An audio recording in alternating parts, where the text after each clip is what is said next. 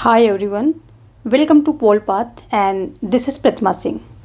Guys आज हम rapid revision करेंगे, यानी कि इसमें मोर देन 50 क्वेश्चंस हमने लिए हैं और इसका हम एक रैपिड रिवीजन लेंगे और इसमें सभी क्वेश्चन जो है एनसीईआरटी के हैं, यानी कि ये एनसीईआरटी स्पेशल है। तो इसमें तो हम रैपिड रिवीजन करेंगे, बट यदि आपको एक फुल एक्सप्लेनेशन के साथ क्वेश्चंस चाहिए तो ये क्वेश्चंस आप प्लेलिस्ट में जा कर के एनसीईआरटी स्पेशल के नाम से जो भी हमारे प्रैक्टिस सेट हैं उनको देखेंगे तो आपको सारा फुल एक्सप्लेनेशन वहाँ पर मिलेगा। ये एक रैपिड रिवीजन है, ये यहाँ पर आपको ये बताना है कि आपने कितना स्कोर किया, 50 क्वेश्चंस में आपके कितने क्वेश्चंस सही गए, तो ये देखना है यहाँ पर। ये एक प्रकार से रिवीजन है। आज मैंने 50 लिए हैं, हो सकता है आगे चल के हम 50 से ज़्यादा भी लें, 100 भी ले सकते हैं रिवीजन में। तो चलिए देखते हैं आज का पहला क्वेश्चन। और ये प्रैक्टिस वीडियो मैं डेली अपलोड करती हूँ, तो आगे अगर आप चैनल पर नए हैं तो इसको हमारे चैनल को सब्सक्राइब कर लें ताकि मेरी सारी वीडियोज़ की नोटिफिकेशन आपको मिलती रहे। फर्स्ट क्वेश्चन कह रहा है कि दुनिया में सबसे पहले कहाँ कम्युनिस्ट पार्टी की सरकार लोकतांत्रिक चुनाव के जरिए, यानी कि लोकतांत्रिक चुनाव के जरिए बनी। ऑप्शन है आपका अमेरिका, सोवियत संघ, चीन, भारत। तो अगर हम देखें कहाँ बनी तो ऑप्शन डी यहाँ पर सही हो जाएगा। भारत में कहाँ बनी, अगर और स्पेसिफिक जाएँ तो केरल में बनी थी ये, और जो नम्बूदिरी पार्ट थे उनकी सरकार थी ये, और 1957 के विधानसभा चुनाव में बनी। 1957 के विधानसभा चुनाव में बनी थी। ज़्यादा एक्सप्लेनेशन आपको चाहिए तो आप एनसीईआरटी स्पेशल सीरीज़ में जा कर के वहाँ पर देखेंगे फुल स्टोरी हर एक क्वेश्चंस की वहाँ पर हमने बताई है। आज यहाँ हम रैपिड रिवीजन ले रहे हैं। चलते हैं, ऑप्शन डी सही हो गया, आगे चलते हैं। क्वेश्चन 2 कह रहा है किस अनुच्छेद के तहत अंतर्राष्ट्रीय विधि एवं संधि बाध्यताओं के प्रति आदर बढ़ाने की बात कही गई है। अनुच्छेद 52, अनुच्छेद 51, अनुच्छेद 50 या अनुच्छेद 53।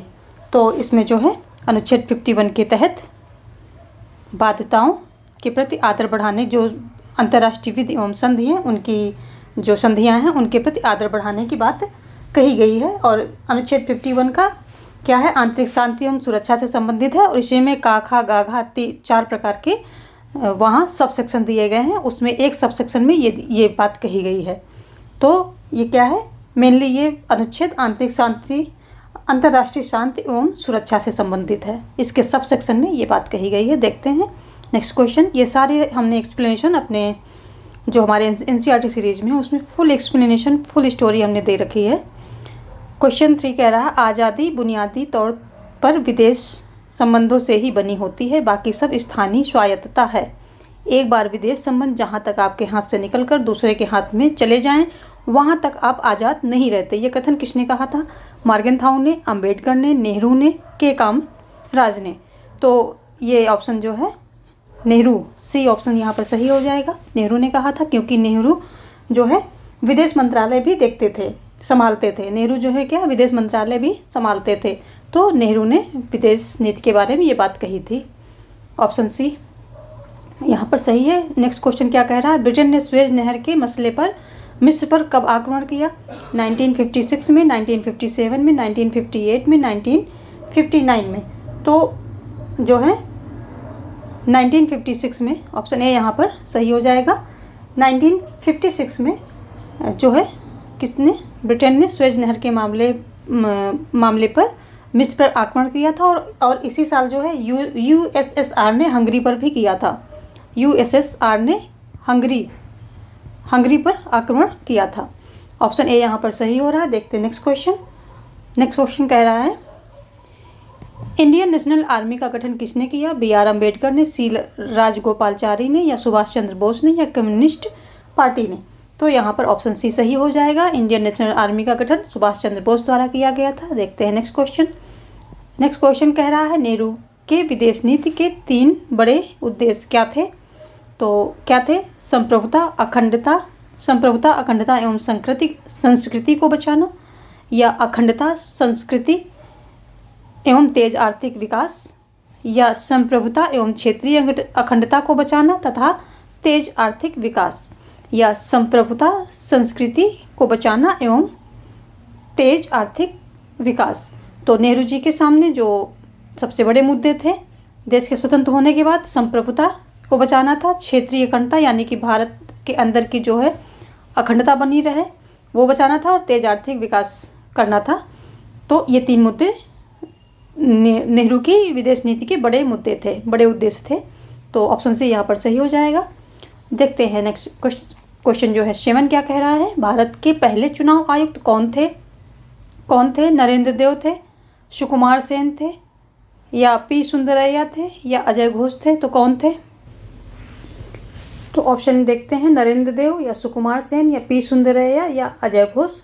तो इसके जो हैं भारत के पहले चुनाव आयुक्त थे सुकुमार सेन। और चुनाव आयुक्त का गठन कब होता है? ये जनवरी 1950 में होता है। जनवरी 1950 में इसका जो है गठन किया जाता है चुनाव आयुक्त का। देखते हैं अगला क्वेश्चन पूरे देश में ईवीएम का प्रयोग कब चालू हुआ? 2002 में, 2003 में, 2004 में, 2005 में? तो 2004 में जो है पूरे देश में ईवीएम का प्रयोग शुरू कर दिया गया था। और 1990 के दशक में यानी कि 1990 के दशक के अंत से जो है कहीं कहीं पर जहां ये प्रोवाइड कर पा रहे थे वहां पर इन्होंने ईवीएम का प्रयोग शुरू कर दिया था। देखते हैं। और 2004 में पूरे देश में किया गया था, जो जनरल इलेक्शन होते हैं उसमें। देखते हैं अगला क्वेश्चन 9 कह रहा है, कांग्रेस सरकार ने किस राज्य सरकार के खिलाफ मुक्त संघर्ष छेड़ा था? तो किसका? पंजाब सरकार, उत्तर प्रदेश सरकार, मद्रास सरकार या केरल सरकार? तो ऑप्शन डी यहाँ पर सही हो जाएगा। केरल सरकार के विरुद्ध में उन्होंने क्या है मुक्ति संघर्ष छेड़ा था। और क्यों छेड़ा था? क्योंकि इसमें जो है विधानसभा चुनाव में ये नमूदरीपाद ने अपनी सरकार बनाई थी, और वो नेहरू जी को जो है वो नेहरू जी की सरकार नहीं थी राज्यों में, तो ये चीज़ उनको ठीक नहीं लगी और उसी पर इन्होंने मुक्ति संघर्ष छेड़ा था और उनकी सरकार को बर्खास्त कर दिया था। इसकी पूरी स्टोरी आप एनसीईआरटी सीरीज़ में जाएंगे, कुछ वीडियोस मेरे हैं प्लेलिस्ट में पड़े हुए, तो वहाँ पर आपको मिलेगा। यहाँ पर हम रिवीजन कर रहे हैं, रैपिड रिवीजन कर रहे हैं। तो इनमें से कौन समाजवादी नेता नहीं है? क्वेश्चन क्या कह रहा है कि समाजवादी नेता कौन नहीं है? अच्युत पटवर्धन या अशोक मेहता या नरेंद्र देव या पी सुंदरैया? तो अगर हम बात करें कि इसमें जो है समाजवादी नेता कौन नहीं है, तो ऑप्शन डी हो जाएगा। समाजवादी नेता जो पी सुंदरैया नहीं है, जबकि ये अच्युत पटवर्धन, अशोक मेहता, नरेंद्र देव और लोहिया, राम मनोहर लोहिया और जयप्रकाश नारायण एवं और कौन थे? एस.एम.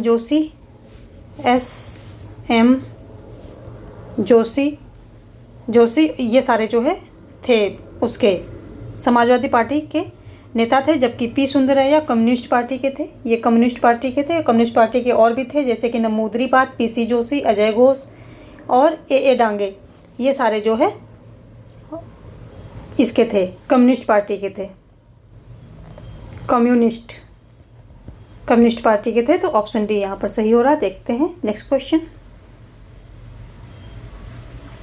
क्या कह रहा है, भारतीय जनसंघ का गठन कब किया गया? 1991 में, 1992 में, 1951 में, 1952 में या 1953 में या 1954 में? तो किस में किया गया? ये जो है जनसंघ का श्यामा प्रसाद मुखर्जी जो है इसके संस्थापक थे, और ये 1951 में इसका जो है गठन किया गया था। श्यामा प्रसाद मुखर्जी इसके संस्थापक अध्यक्ष थे, यानी कि उन्होंने स्थापना भी की थी, अध्यक्ष भी थे। एक देश एक संस्कृत एक राष्ट्र की बात इन्होंने की थी और कहा था कि एक देश एक संस्कृत एक राष्ट्र का विचार दिया था, और ये कहा था कि पाकिस्तान को मिलाकर के अखंड भारत का निर्माण करना चाहिए। तो ऑप्शन ए यहाँ पर सही हो जाएगा। देखते हैं नेक्स्ट क्वेश्चन। अगला क्वेश्चन कह रहा है, स्वतंत्र पार्टी के संस्थापक कौन थे? ए.जी. रंगा थे, मीनू मसानी थे, के.एम. मुंशी थे या सी. राजगोपालचारी थे? तो कौन थे? स्वतंत्र पार्टी जो थी इसके संस्थापक कौन थे? सी राजगोपालचारी ये इसके संस्थापक थे, और जबकि ये सभी इसके मुख्य समर्थक थे इस पार्टी के, ये सभी सहयोगी थे इनके। और इनके द्वारा जो है ये कब की गई थी? 1959 में इसका जो है इसकी स्थापना की गई थी 1959 में। सी गोपालाचारी द्वारा 1959 में स्वतंत्र पार्टी की स्थापना की गई थी। आगे देखते हैं। नेक्स्ट क्वेश्चन कह रहा है किस पार्टी की जड़ें जनसंघ में हैं? बीजेपी की, कांग्रेस पार्टी की, समाजवादी पार्टी की या कम्युनिस्ट पार्टी की? तो जो जनसंघ की जड़ें हैं ये बीजेपी, ये किस पार्टी में जनसंघ, किस पार्टी की जड़ें जनसंघ में हैं? तो बीजेपी जो है, बीजेपी की जड़ें जनसंघ में हैं। ऑप्शन ए यहाँ पर सही हो जाएगा। देखते हैं नेक्स्ट क्वेश्चन। रफ़ी अहमद किदवई किस राज्य के मंत्री रहे? उत्तर प्रदेश, मध्य प्रदेश, बिहार, झारखंड? तो रफ़ी अहमद किदवई जो है उत्तर प्रदेश के मंत्री थे। ऑप्शन ए यहाँ पर सही हो जाएगा। नेक्स्ट क्वेश्चन कह रहा है भारतीय जनसंघ में पहले महासचिव कौन थे? ए के गोपालन थे, आचार्य नरेंद्र देव थे, या राजकुमारी अमृता कौर थी, या दीनदयाल उपाध्याय थे? तो इसमें जो है दीनदयाल उपाध्याय ऑप्शन जो है सही हो जाएगा। ऑप्शन डी, जनसंघ के पहले महासचिव जो है यही थे, दीनदयाल उपाध्याय थे। और जो है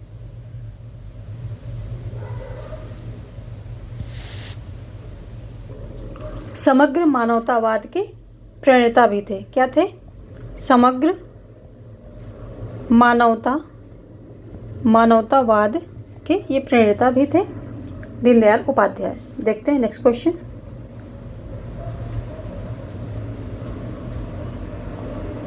नेक्स्ट क्वेश्चन क्या कह रहा है? कांग्रेस सोशलिस्ट पार्टी के संस्थापक कौन थे? श्यामा प्रसाद मुखर्जी थे, ए के गोपालन थे, बलराज मधोक थे, या आचार्य नरेंद्र देव थे?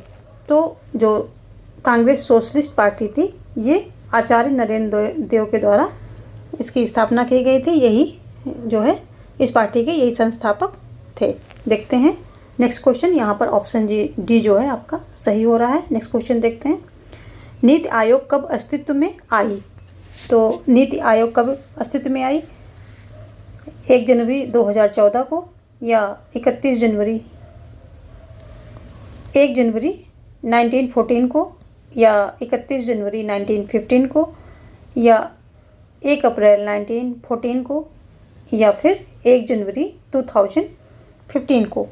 तो अगर हम बात करें नीति आयोग, तो ये नीति आयोग आया है 1 जनवरी 2015 को। ये योजना आयोग को इसने रिप्लेस किया है, और जो है 1 जनवरी 2015 से जो है ये आया है। इसे राष्ट्रीय भारत परिवर्तन संस्था भी के नाम से भी जानते हैं। क्या है? राष्ट्रीय भारत परिवर्तन संस्था के नाम से भी जानते हैं, और 2015 से ये अस्तित्व में आ गया है। नीति आयोग को इसने रिप्लेस किया है। इसके जो अध्यक्ष होते हैं वो पीएम होते हैं, पीएम अध्यक्ष होते हैं। नेक्स्ट क्वेश्चन क्या कह रहा है? निम्न में से कौन सी पंचवर्षीय योजना समय पर शुरू नहीं हो पाई थी? कौन सी नहीं हो पाई थी? पहली, दूसरी, तीसरी, चौथी? तो अगर हम बात करें कि कौन सी पंचवर्षीय योजना समय पर शुरू नहीं हो पाई थी, तो ऑप्शन डी यहाँ पर सही हो जाएगा, चौथी। क्योंकि चलो शुरू से इसको थोड़ा सा हम देख ही लेते हैं, ऐसे आप नहीं समझेंगे। ये पहली पंचवर्षीय योजना कब शुरू हुई थी? 1951 में शुरू हुई थी। दूसरी कब हुई थी? 56 में हुई थी, 56 में हुई थी। तीसरी कब होती है? 19 ये जो है 61 में होती है, क्योंकि ये पंचवर्षीय योजना थी तो सारी जो 5-5 के साल के अंतराल में हो रही थी। चौथी कब शुरू होनी थी? 1966 में शुरू होनी थी, पर ये नहीं हो पाई। क्यों नहीं हो पाई? क्योंकि ये 65 के युद्ध, दो युद्ध लड़े थे भारत ने, तो ये नहीं शुरू हो पाई थी। इस बीच इन्होंने तीन एक वर्षीय, पंचवर्षीय की जगह पर क्या किया? 1 वर्षीय योजना इन्होंने शुरू की थी। और जैसे ही थोड़ा सा भारत की कंडीशन ठीक हुई तो रिसोर्सेस हुए, तो इन्होंने ये फिर चौथी आई कब थी? क्योंकि ये नहीं आ पाई थी, तो कब आई थी फिर ये आई थी 1969 में आई थी, 1969 में आई थी। और 66 से 69 के बीच में जो 3 ईयर का गैप हुआ था उसमें ये 3 एक वर्षीय योजना जो है लेकर के आए थे। तो ऑप्शन जो है डी यहाँ पर सही हो जाएगा। देखते हैं नेक्स्ट क्वेश्चन। नेक्स्ट क्वेश्चन कह रहा है दूसरी पंचवर्षीय योजना किसके नेतृत्व में तैयार की गई थी? के.एन. राज के द्वारा या जे.सी. कुमारप्पा के द्वारा, और या पी.सी. महालनोबिस के द्वारा या मेनन के द्वारा? तो दूसरी जो पंचवर्षीय योजना थी ये पी.सी. महालनोबिस के द्वारा ही तैयार की गई थी। पी.सी. महालनोबिस के द्वारा तैयार की गई थी। और इसमें जो है क्या कहा था कि ये क्या है, तेज गति से संरचनात्मक बदलाव लाने की इन्होंने बात की थी और भारी उद्योगों के विकास में इन्होंने जोर दिया था। क्या किया था? भारी उद्योगों के विकास पर इन्होंने जोर दिया था और तेज गति से विकास की बात कही थी। जबकि पहली जो थी हमारी ये के.एन. राज ने इन्होंने क्या कहा था? पहली जो हमारी पंचवर्षीय योजना थी इन्होंने इसमें ये बताया था कि धीमी गति से विकास होना चाहिए। धीमी गति से विकास की बात कही थी और खेती पर जोर दिया था। खेती के मतलब बढ़ाया जाए खेती को। और ये क्या था के.एन. राज जिन्होंने ये सारी बातें सुझाव दिए थे ये अर्थशास्त्री थे। और पहली योजना थी कौन सी? पहली, उसमें इन्होंने ये सारे सुझाव दिए थे पहली योजना में।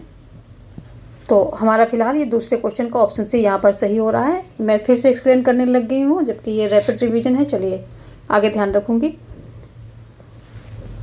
मिल्कमैन ऑफ इंडिया किसे कहा जाता है? जे आनंद को, वर्गीज कुरियन को, के.सी. कुरियन को, दिवाकर शाह को। तो milkman of India Verghese Kurien को कहा जाता है। ऑप्शन बी यहाँ पर सही हो रहा है।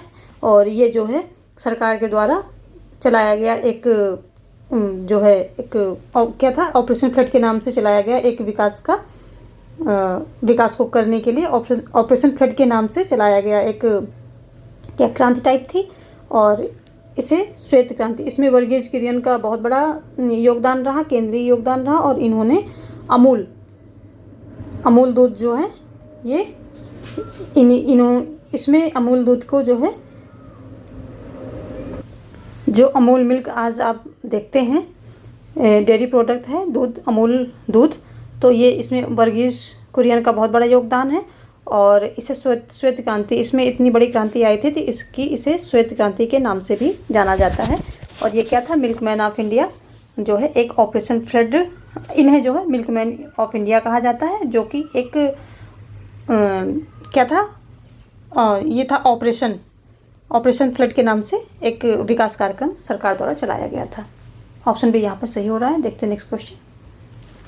अगला क्वेश्चन कह रहा है भारत में जिस तरह की गतिविधियाँ जारी हैं उनमें एक सुव्यवस्थित समाज को बनाए रखने का कार्य नागरिक समाज के हाथों से जाता रहेगा और फिर सेना ही कानून व्यवस्था बनाए रखने का एकमात्र विकल्प होगी। भारत को लोकतांत्रिक ढांचे के भीतर विकसित करने का महान प्रयोग असफल हो चुका है, किसने कहा? तो नेविये मैक्सवेल ने ऑप्शन है यहाँ पर, फर्नांडिस ने, जयप्रकाश ने, लोहिया ने, किसने कहा? तो जो क्वेश्चन 21 का ऑप्शन यहाँ पर ए सही हो जाएगा। इसका फुल एक्सप्लेनेशन देखना है तो आपको जो प्रैक्टिस में जो प्लेलिस्ट है हमारी, प्लेलिस्ट में जाकर एनसीईआरटी स्पेशल जो हमने वीडियोस डाल रखे हैं उसमें जाएंगे तो सभी प्रश्नों के आपको इनके पीछे की पूरी हिस्ट्री मिलेगी, पूरी स्टोरी मिलेगी, तो आपको ज़्यादा समझ में आएगा। तो फिलहाल यहाँ पर जो है ये ऑप्शन ए जो है सही हो जाएगा। नेविये मैक्सवेल ने कहा था। और इंडियाज डिसइंटीग्रेटिंग डेमोक्रेसी ये लेख था इनका, इंडियाज डिसइंटीग्रेटिंग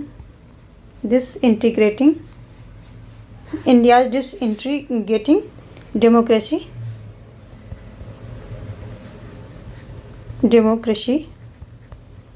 ये इनका एक क्या था, लेख था। और जो लंदन टाइम्स में इन्होंने ये लेख प्रकाशित किया था, लंदन टाइम्स। इसके पीछे स्टोरी है, वो आप जानना चाहें तो जाकर के हमारे जो वीडियोस एनसीईआरटी स्पेशल में जाकर के पता देख सकते हैं। हमने वहाँ पूरा एक्सप्लेन किया है।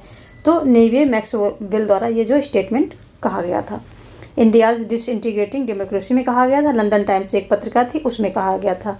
ये एक इनका लेख था। देखते हैं नेक्स्ट क्वेश्चन। नेक्स्ट क्वेश्चन कह रहा है गैर कांग्रेसवाद की नीति किसने अपनाई? जयप्रकाश नारायण ने, या श्यामा प्रकाश मुखर्जी ने, या लोहिया ने, या आचार्य नरेंद्र देव ने? तो जो गैर कांग्रेसवाद की नीति थी ये लोहिया द्वारा अपनाई गई थी। और ये इसमें इन्होंने कहा था कि जो है हम जितने गैर कांग्रेसी हैं पार्टियां हैं वो सब इकट्ठे हो जाएं, क्योंकि हमारे वोट बढ़ जाते हैं इसलिए हम जीत नहीं पाते। इकट्ठे होकर के हम तब केंद्र में सरकार बनाएंगे, लोहिया के द्वारा कहा गया था। 23 क्या कह रहा है? किस चुनावी परिणामों को राजनीतिक भूकंप की संख्या दी गई? 1971, 1977, 1967 या 1962? किसके जो चुनाव परिणाम थे उनको भूकंप की संज्ञा किसको दी गई थी? तो ये जो 1967 के चुनाव थे इनको दी गई थी, इनको, क्योंकि इसमें इंदिरा जी जो है बहुत कम वोटों से जीत कर आई थी। इसके पीछे भी स्टोरी है, एक्सप्लेन कर रखी है। अभी हम यहाँ रैपिड रिवीजन कर रहे हैं। ऑप्शन सी यहाँ पर सही हो जाएगा। देखते हैं नेक्स्ट क्वेश्चन। मैनकाइंड एवं जनसंघ के संस्थापक कौन है? Lohia, JP, Annie Besant, Ambedkar कौन है? तो जो मैनकाइंड और जनसंघ के संस्थापक हैं ये लोहिया हैं, संस्थापक है और संपादक भी हैं। ऑप्शन ए यहाँ पर सही हो जाएगा। देखते हैं नेक्स्ट क्वेश्चन। उत्तर अटलांटिक संधि संगठन की नींव किसके द्वारा रखी गई? उत्तर अटलांटिक संधि संगठन, ये इसे नाटो भी बोलते हैं। तो ऑप्शन क्या है आपको? ब्रिटेन, अमेरिका, फ्रांस या इटली? तो इसका जो है इसकी नींव अमेरिका के द्वारा रखी गई थी। ऑप्शन बी आपका यहाँ पर सही हो जाएगा। और ये एक सैन्य संगठन था और इसमें यह था कि अगर एक देश पर अगर जो इस संगठन में थे देश इकट्ठे थे तो एक देश, तो ये इसमें ये शर्त रखी गई थी कि एक देश पे हमला होता है तो संगठन के जितने भी देश हैं उनके सब पे हमला माना जाएगा और सब मिलकर के उस देश पर आक्रमण करेंगे।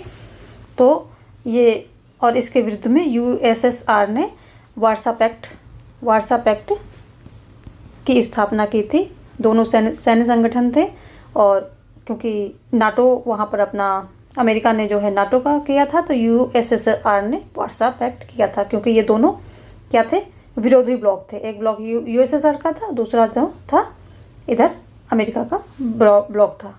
तो ये दोनों एक दूसरे के एक प्रकार से दुश्मन थे और विरोधी ब्लॉक में ये रहते थे उस समय। देखते हैं नेक्स्ट क्वेश्चन। नेक्स्ट क्वेश्चन कह रहा है एफ्रो एशियाई सम्मेलन 1955 को किस नाम से जाना जाता है? बेलग्रेड सम्मेलन, बॉन्डुंग सम्मेलन, अफ्रीकी सम्मेलन या एशियाई सम्मेलन? किस नाम से जाना जाता है? तो जो एफ्रो एशियाई सम्मेलन 1955 में हुआ था उसे बॉन्डुंग सम्मेलन के नाम से जाना जाता है। और गुट निरपेक्ष की नींव इसी जो है सम्मेलन में पड़ी थी।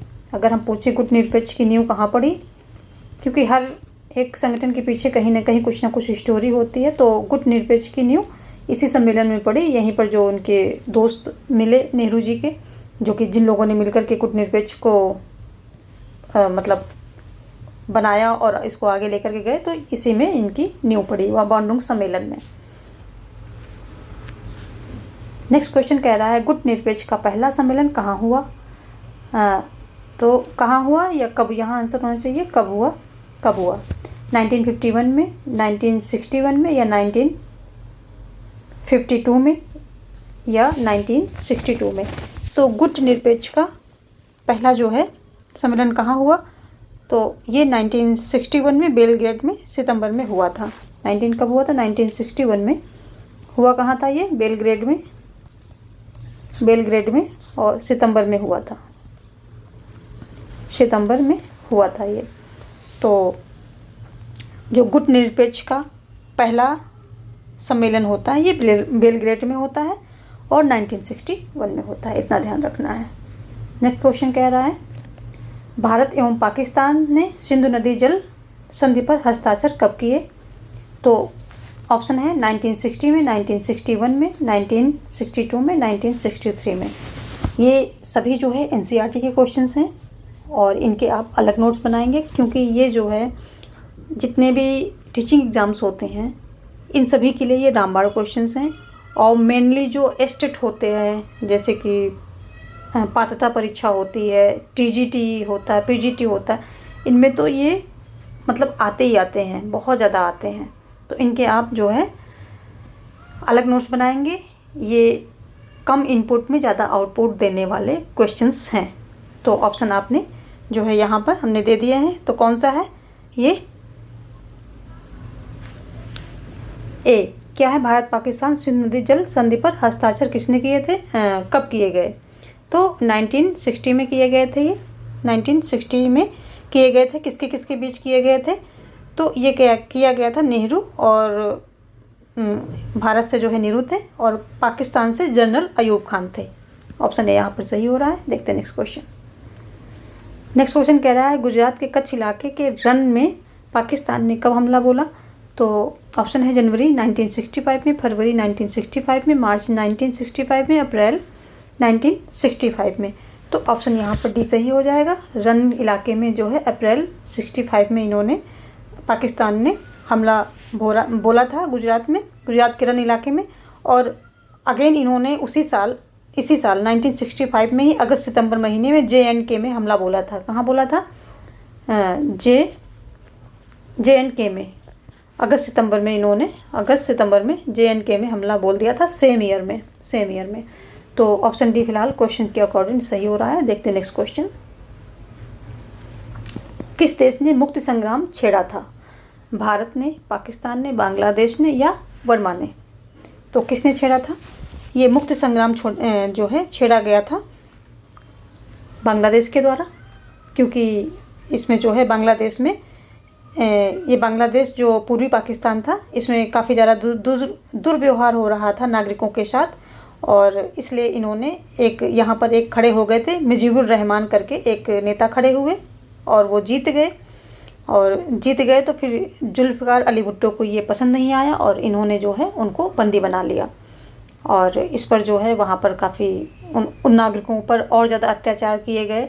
नागरिक भाग करके जो है यहाँ भारत में आने लगे। भारत ने उनको शरण दी, सहायता दी। और इस पर फिर इसी मसले पर लेकर के पाकिस्तान को लगा कि भारत इनको तोड़ रहा है। और फिर ये 1971 में इसी के चलते युद्ध होता है भारत और पाकिस्तान में।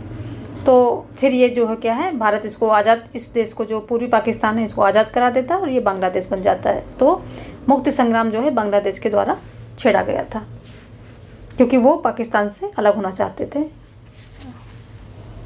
नेक्स्ट क्वेश्चन क्या कह रहा है? सोवियत संघ और भारत के मध्य मित्रता की 20 वर्षीय संधि पर हस्ताक्षर कब हुए?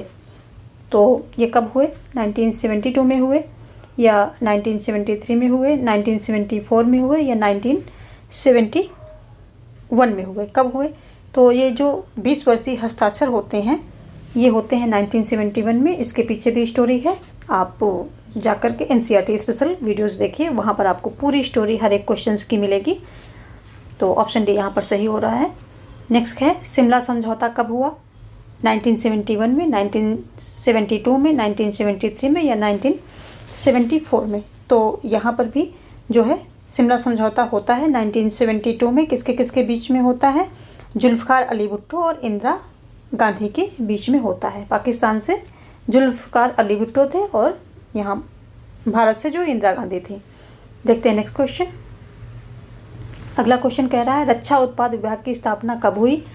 1962 में, 1963 में, 1964 में या 1965 में? तो रक्षा उत्पाद विभाग की स्थापना होती है 1962 में, जब चीन से भारत को मुँह खानी पड़ती है, हार जाता है बुरी तरह से। तो इसने जो है रक्षा उत्पाद विभाग की स्थापना की है। जबकि अगेन 1965 में जब ये पाकिस्तान से जो है पाकिस्तान के साथ युद्ध होता है 1965 में, तो रक्षा आपूर्ति विभाग जो है कौन सा? रक्षा आपूर्ति विभाग की स्थापना होती है 1965 में। रक्षा आपूर्ति विभाग की स्थापना होती है। हालांकि इसमें जो है देश जीतता है, फिर भी इतने फ्रिक्वेंट जो है युद्ध करने पड़ रहे थे, तो उन्होंने कुछ विभागों की स्थापना की थी ताकि जो है सैन्य संगठन को अपना मजबूत किया जा सके, जो रिसोर्सेज हैं आर्मी के उनको बढ़ाया जा सके। तो ये सारी चीज़ें जो हैं इन्होंने 1962 में रक्षा उत्पाद विभाग और 1965 में रक्षा आपूर्ति विभाग, ये सारे जो है स्थापित करने पड़े थे हमको, क्योंकि उस समय जो है देश काफ़ी डिफ़िकल्ट सिचुएशन से गुजर रहा था, क्योंकि हमारे नेबर्स ही ऐसे थे, वो हमें बार बार लड़ाई में, युद्ध में खींच रहे थे। तो ऑप्शन यहाँ पर ए सही हो रहा है। देखते हैं नेक्स्ट क्वेश्चन। नेक्स्ट क्वेश्चन क्या कह रहा है कि भारत रत्न से सम्मानित पहले राष्ट्रपति, जो भारत रत्न से सम्मानित पहले भारतीय कौन थे? सी राजगोपालचारी थे, या राम मनोहर लोहिया थे, या आचार्य नरेंद्र देव थे, या श्यामा प्रसाद मुखर्जी थे? तो ऑप्शन ए यहाँ पर आपका सही हो जाएगा। ये सी राजगोपालचारी जो है पहले जो है भारत रत्न से सम्मानित पहले भारतीय थे, और ये जो क्या थे, पहले भारतीय गवर्नर जनरल भी थे, पहले भारतीय गवर्नर जनरल भी थे। ठीक है, ऑप्शन ए यहाँ पर सही हो रहा है। देखते हैं नेक्स्ट क्वेश्चन।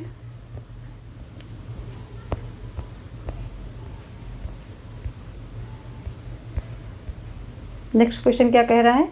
पोस्को प्लांट कहाँ लगाया गया था? तो ऑप्शन है आपके साथ सामने मद्रास, भुवनेश्वर, पश्चिम बंगाल या कर्नाटका। तो पोस्को प्लांट लगाया गया था भुवनेश्वर में। इसके पीछे भी काफ़ी स्टोरी है, आप वहाँ पर जाकर के जो वीडियोस हैं देखेंगे तो सब आपको मिलेगा वहाँ पर। ऑप्शन बी फिलहाल यहाँ पर सही हो रहा है, पोस्को प्लांट भुवनेश्वर में लगाया गया था। देखते हैं नेक्स्ट क्वेश्चन।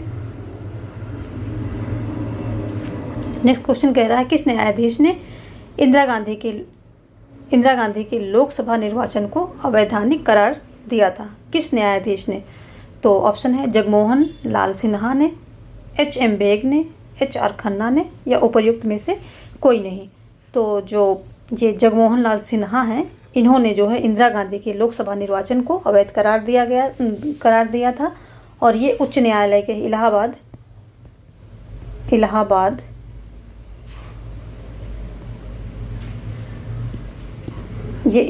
जो है उच्च न्यायालय के जो है न्यायाधीश थे, और इन्होंने जो है बोला था कि ये जो इंदिरा गांधी जीती हैं, इन्होंने सरकारी अधिकारियों का रिसोर्स का यूज किया है चुनाव प्रचार में, तो जो है ये इनका ये अवैधानिक चुनाव निर्वाचन जो है अवैधानिक है, तो इससे जो है ये सांसद नहीं रही। जब अवैधानिक हो गया तो सांसद नहीं रही, और जब कोई सांसद नहीं रहता है और ये पीएम पद पर थी, तो इनको 6 महीने के अंदर चुनाव जीत करके सांसद बनना था।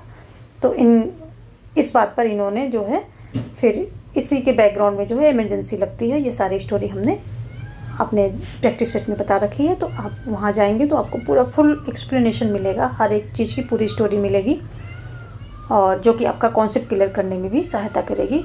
ऑप्शन ए यहाँ पर सही हो रहा है। देखते हैं नेक्स्ट क्वेश्चन।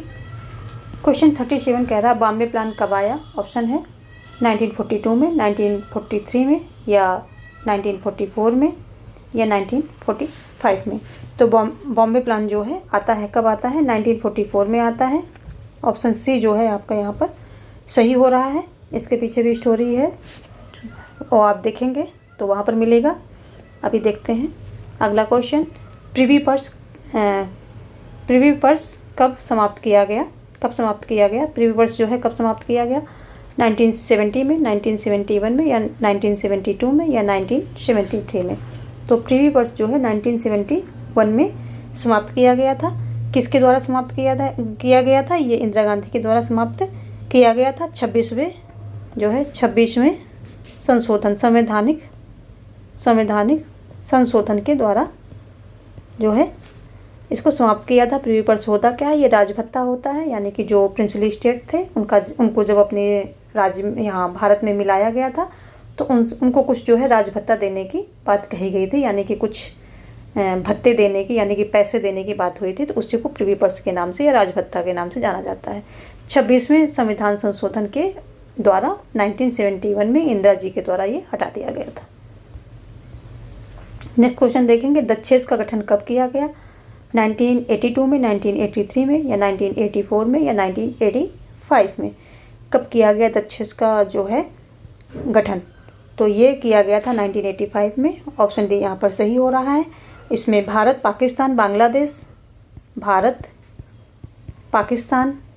बांग्लादेश और कौन था, नेपाल, भूटान और कौन था, श्रीलंका।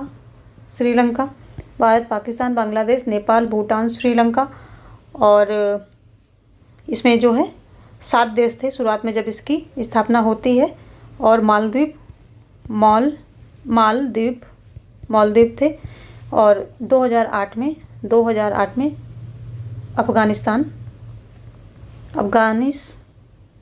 अफगानिस्तान ने इसको ज्वाइन किया था। तो अभी 8 देश हो गए हैं, देखें 1 2 3 4 5 6 7, हाँ 7 देश ये पहले थे और 2008 में अफगानिस्तान ने ज्वाइन किया। तो अभी टोटल 8 देश हैं। दक्षेस का गठन 1985 को होता है।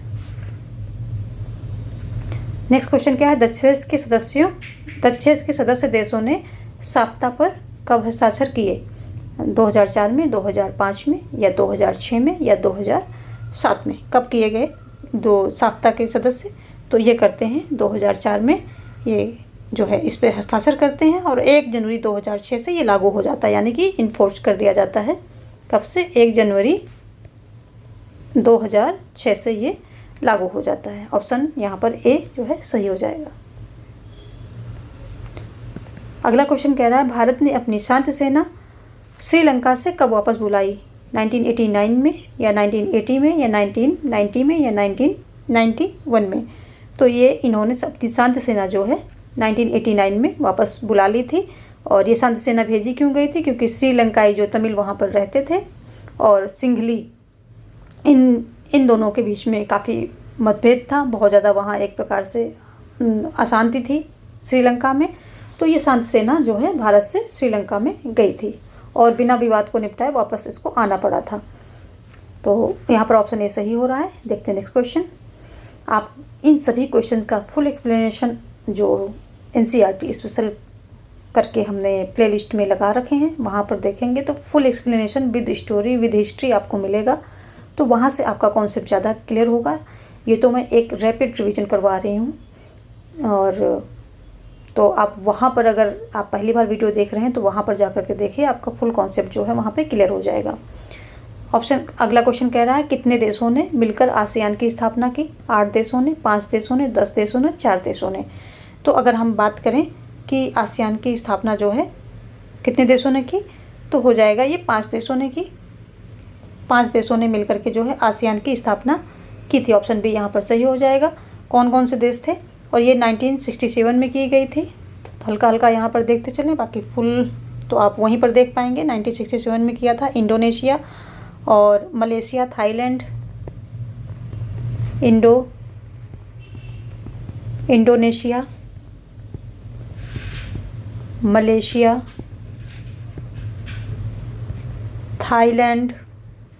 थाईलैंड, ये सभी क्वेश्चंस आपके रामबाण हैं और इनको आप अलग नोट्स बनाएंगे।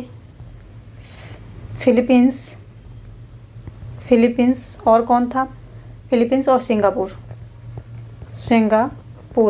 ये सारे क्वेश्चंस NCERT के हैं और रामबाण हैं किसी भी टीचिंग एग्ज़ाम के लिए, चाहे वो पात्रता परीक्षा से चयन परीक्षा तक। वेरी वेरी इंपॉर्टेंट क्वेश्चंस हैं, इनको आप अलग बनाएंगे और तो आपको यहाँ से बहुत ज़्यादा हेल्प मिलेगी। ये ऑप्शन भी यहाँ पर सही होता है। देखते हैं नेक्स्ट क्वेश्चन। नेक्स्ट क्वेश्चन कह रहा है, किसने भारत को परिपूर्ण तानाशाही, किसके शासन को परिपूर्ण तानाशाही कहा गया है, CPI, CPIM या PRI या उपर्युक्त कोई नहीं। तो जो PRI है, PRI, इसी के शासन को परिपूर्ण तानाशाही कहा गया है। ये इसका पूरा नाम क्या है, इंस्टीट्यूशनल रिवोल्यूशनरी पार्टी,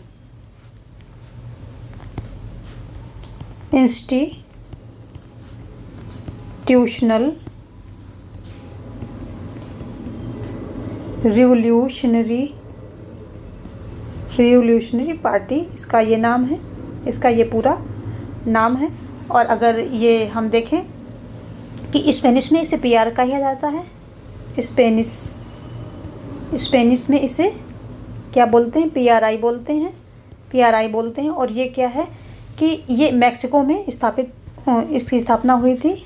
मैक्सिको में स्थापना हुई थी कब, 1929 को हुई थी, 1929 को हुई थी। और ये इसने क्या किया था, इस पार्टी की विशेषता क्या थी वो आप सुन लीजिए। 60 साल इसने लगातार शासन किए। और कैसे कि कहने को तो ये लोकतांत्रिक थे, लेकिन ये चुनाव के तरीके थे उसमें हेरफेर करती थी। हेरफेर करके मतलब गलत तरीक़ों का इस्तेमाल करके, हेरफेर करके ये लगातार 60 साल पार्टी में मतलब सत्ता में बनी रही। तो इसलिए जो है इसके शासन को परिपूर्ण तानाशाही कहा जाता है।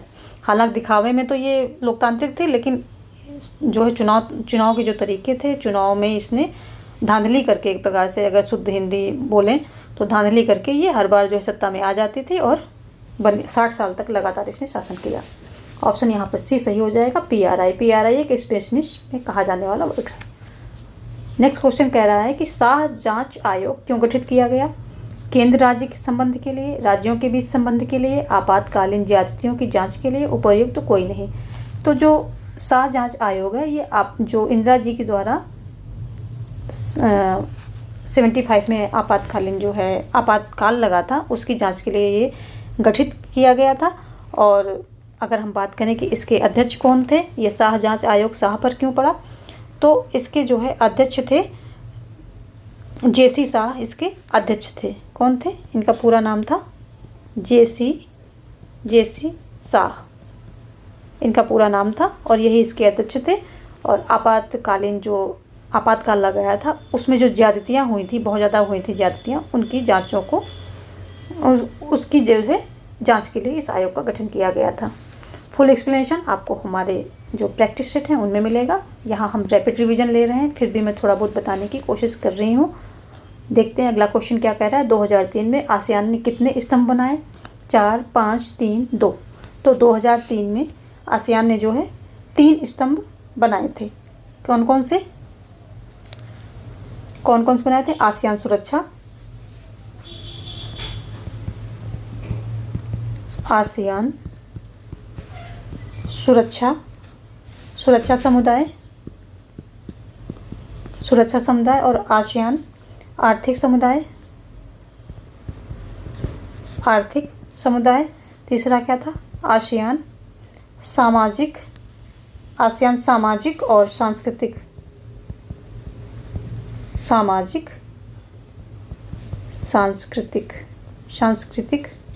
समुदाय। ये 3 जो है इन्होंने बनाए थे। तो ऑप्शन सी यहाँ पर सही हो जाएगा। 3 जो है स्तंभ बनाए थे, आसियान सुरक्षा समुदाय, आर्थिक समुदाय और आसियान सामाजिक आर्थिक समुदाय। देखते हैं नेक्स्ट क्वेश्चन कह रहा है किस देश ने क्रायोजेनिक रॉकेट देकर भारत की मदद की थी? रूस ने, अमेरिका ने, ब्रिटेन ने, फ्रांस ने। तो ऑप्शन यहाँ पर ए सही हो जाएगा। रूस ने क्रायोजेनिक रॉकेट देकर के भारत की मदद की थी। देखते हैं नेक्स्ट क्वेश्चन क्या कह रहा है। रूबल कहाँ की मुद्रा है? रूस की, ब्रिटेन की, अमेरिका की या फ्रांस की? तो रूबल जो है ये रूस की मुद्रा है। ऑप्शन ए यहाँ पर सही हो जाएगा। देखते हैं नेक्स्ट क्वेश्चन कह रहा है कि बर्लिन की दीवार को कब तोड़ा गया? ऑप्शन है 1989 में, 1990 में या 1991 में या 1992 में। तो यदि हम बात करें कि बर्लिन की दीवार जो है कब तोड़ी गई, तो ये 1989 में तोड़ी गई। कब? और ये जो है साम्यवाद और पूंजीवाद, इसके बीच में जो है क्या था, इसके बीच में ये दीवार खड़ी गई थी। जो साम्यवादी समाज था और पूंजीवादी समाज था, उसके बीच में ये दीवार खड़ी की गई थी। कब खड़ी गई थी? ये बनी कब थी, यानी खड़ी करने का मतलब ये बनी थी 1961 में और जो है 1989 में ये तोड़ दी गई थी। 1989 में इसको तोड़ दिया गया था बर्लिन की दीवार को। साम्यवाद पूंजीवाद के जो समाज था, साम्यवादी समाज पूंजीवादी समाज के बीच में उसको अलग करने के लिए, सेपरेट करने के लिए ये दीवार जो है बनी थी। इसके पीछे भी पूरी कहानी है, तो आप अगर हमारे वीडियोस में जाकर के देखेंगे तो वहाँ आपको फुल एक्सप्लेनेशन मिलेगा। देखते हैं नेक्स्ट क्वेश्चन 49 क्या कह रहा है। दूसरी दुनिया किसे कहा जाता है? समाजवादी खेमे के देश को, पूंजीवादी खेमे के देश या उदारवादी खेमे के देश या अत्यंत गरीब देश? तो जो दूसरी दुनिया है ये समाजवादी जो खेमे के देश थे इन्हीं को बोला गया है। और क्यों बोला गया है वो हमने एक्सप्लेन कर रखा है। आप वहाँ जाइए, NCERT स्पेशल सीरीज को वॉच कीजिए, वहाँ पर आपको पूरा फुल एक्सप्लेनेशन मिलेगा। फिलहाल यहाँ ऑप्शन ए सही होता है। और देखते हैं नेक्स्ट नेक्स्ट क्वेश्चन क्या कह रहा है, कितने गणराज्यों ने मिलकर सोवियत संघ बनाया था। तो कितने गणराज्यों ने मिलकर बनाया था, ऑप्शन है 10, 12, 14, 15। तो यहाँ पर ऑप्शन डी सही हो जाएगा। 15 गणराज्यों ने मिलकर सोवियत संघ बनाया था, जिसका नेता सोवियत रूस था। तो ये हमने आज 50 क्वेश्चंस किए, रैपिड रिवीजन किया है, और इसका सभी क्वेश्चन के पीछे स्टोरी फुल के हिस्ट्री हमने दे रखी, फुल स्टोरी दे रखी है। तो ये सभी एनसीईआरटी के क्वेश्चंस हैं। तो एनसीईआरटी स्पेशल सीरीज में जाकर के आप देखेंगे तो ये सारे क्वेश्चंस आपको मिलेंगे वहाँ पर, और फुल एक्सप्लेनेशन के साथ मिलेंगे। और ये क्वेश्चन सारे बहुत ही इंपॉर्टेंट है, इनका कॉन्सेप्ट भी और इनके पीछे की हिस्ट्री भी बहुत इंपॉर्टेंट है। तो मैं रिकमेंड करूँगी कि आप अगर वो क्वेश्चन वीडियोज़ नहीं देखे हैं तो वो पक्का देख लें, आपका कॉन्सेप्ट क्लियर होगा और चीज़ें आपको ज़्यादा लॉन्ग टाइम तक जो है याद रहेंगी। यदि ये वीडियो आपको यूजफुल लगी है तो इसको लाइक करें, सब्सक्राइब करें और शेयर करें, और साथ में आप स्वस्थ रहिए, पढ़ते रहिए। एग्ज़ाम जल्दी ही होंगे, अब दिल्ली दूर नहीं है। धन्यवाद।